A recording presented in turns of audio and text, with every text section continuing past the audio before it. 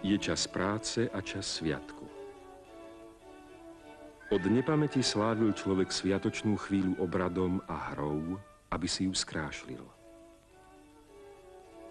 Korene tohto zvykoslovia siahajú do čias, keď zem dýchala mýtom a človek sa cítil jeho súčasťou.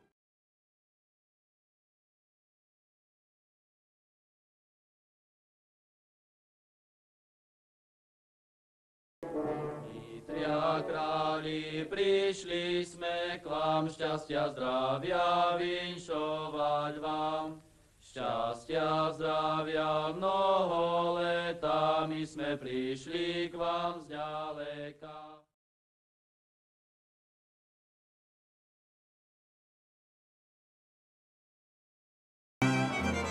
Fašengy Turice, Veľká noc ide. Fašengy je obdobie od 3 kráľov do polnoci pred škaredou popolcovou stredou. V tom čase sa ľudia zabávali a bolo to aj obdobie svadieb. Fašengy sú aj symbolom veselosti, zábavy, hodovania a pitia. Také boli v minulosti a sú v redukovanej podobe takmer po všetkých regiónoch Slovenska i dnes. Vo fašiankovom období bolo na hospodárstve relatívne menej práce. Ľudia sa obliekali do masiek, ktoré okrem zábavnej funkcie mali aj ochranný význam. Mali chrániť proti pôsobeniu negatívnych síl, mali zabezpečiť úrodný rok a plodnosť hospodárskych zvierat.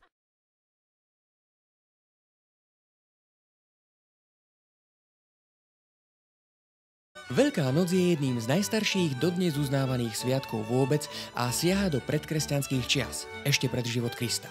Jeho termín sa určuje podľa lunárneho kalendára a preto nepripadá každý rok na určitý dátum, ako napríklad Štedrý deň. Veľká noc je jediným sviatkom, ktorý svätí aj cirkev a nepripadá na konkrétny deň v roku, ale riadi sa podľa prírodných zákonov, presnejšie z plnu mesiaca. Podľa kresťanských cirkví sa slávi v prvú nedeľu po prvom splne po jarnej rovnodennosti. Býva v marci alebo apríli. Preto je aj počasie na sviatky každý rok iné. Nič to však nemení na zvykoch, ktoré sa k tomuto obdobiu viažu a ktoré sa tiahnu stáročiami aj naším regiónom.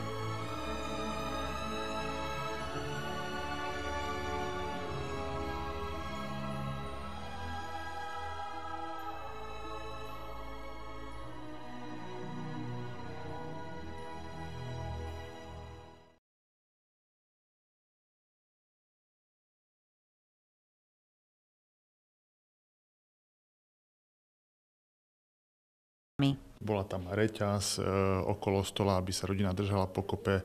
Bola pod stolom sekera, aby odhaňala nejaké zlé, nečisté sily. Na stole boli umiestnené obiloviny, strukoviny, vlastne z toho, čo sa urodilo, aby to ukázali, že čo všetko dopestovala tá rodina. Boli tam nejaké peniaze pod obrusom, aby rodina bola bohatá. A zároveň aj tie jedlá, ktoré sa jedli, všetky mali nejakú symboliku, dalo sa z nich veštiť, či sa už prekrajovali jablko, či to robil samotný gazda, alebo si robil každý člen tej domácnosti sám. Tade chodí, tade pije, nebojí